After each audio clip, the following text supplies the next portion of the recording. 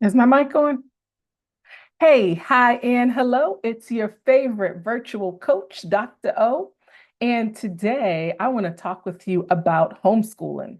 I did some research, and so I'm going to share that with you. But before I get too far ahead of myself, let me introduce myself. I coach classroom teachers from on transforming their instructional practices in order to increase student engagement and thereby increasing their learning outcomes. So I will have my information in the description of this video, of course. Reach out to me if you want to talk about anything related to classroom instruction. And for those viewing this video, reach out to me if you want to talk more about homeschooling. Let's jump in. The first thing I want to do is just check my notes and define homeschooling for you. So it's probably pretty intuitive, right? Homeschooling is when a child's education takes place in the home rather than in a traditional setting, such as a school. Homeschooling is usually conducted by a parent, a tutor, or maybe even an online teacher. So you, as a homeschooler, are creating that curriculum for your child. And so let me go ahead and start answering that specific question that was asked of me. It's like, well, how would you create the curriculum? This is how I'd go about doing it. I would check on what my capacity is, what it is I need. I would observe my child to see what it is they're interested in, what kind of learner they are. And then I would check with the resources that are available to me as it relates to the Google and the Tube, but more specifically, my state's education website. And I'm going to actually pull that up for us right now. I want to share the Google. All right, so here is what I would specifically do. So I'm going to go into grade, let's see, grade level standards. Oh, California's here. So let's go to California. Grade level standards for California. So check out what comes up, right? So here we have the California Department of Education. This CCSS Common Core State Standards for ELA, English Language Arts, right? So if you click in, I would go into this first link for your state. It's going to pull up a lot of stuff that you're going to have to sift through to figure out what it is it's actually saying. I'm going to go to the current standards. This is not something that you just automatically know as an everyday person. I was in education for a couple of decades, so I know what I'm looking for. You are looking for the grade level standards. I've never been to the California website, so if I fumble around, give me some grace. Thank you. And if you haven't and you're still tuned in, go ahead and like and subscribe. Okay, good. So, again, I've never been here before, so I am going to, this says for all supplementals, something has not been added. Let's just put in, let's just put in math. Let's see what happens if I put in math. I was a math teacher. I taught seventh grade math for some years. It was pretty amazing. I miss it. I miss my babies. I do.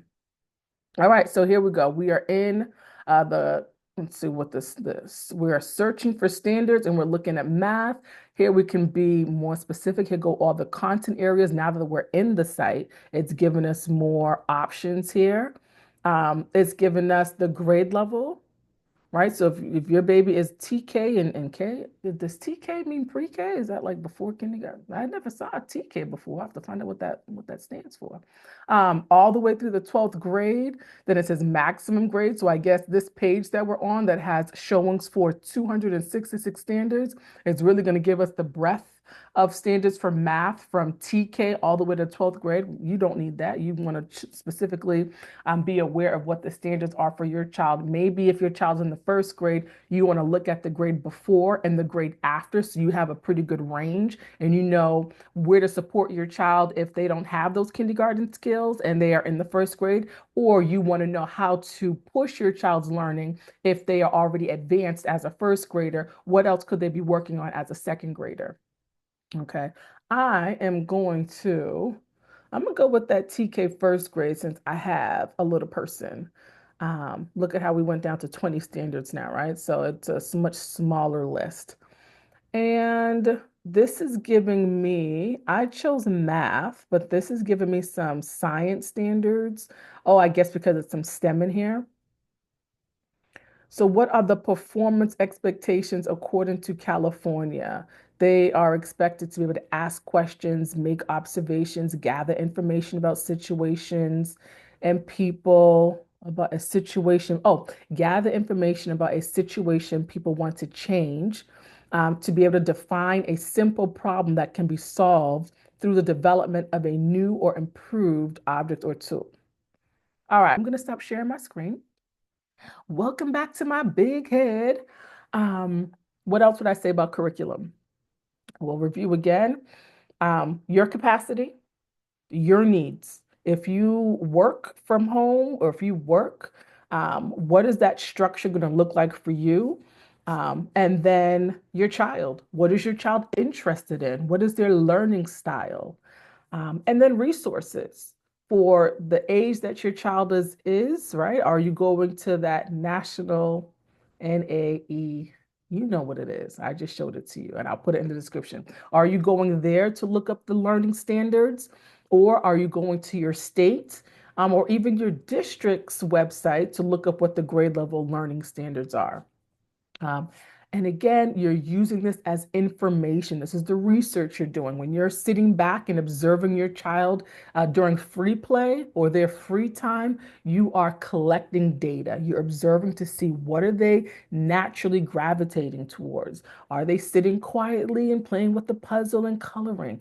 Are they wild and bouncing off of everything and you need to find out some outdoor activities? What is it that your child is expressing is their learning style? And then you're using those resources and all this data that you're using the resources and all the data that you've collected to create your curriculum. Now, this is capital C. In the education system, schools purchase curriculum, lowercase c, the textbooks and the teachers' guides.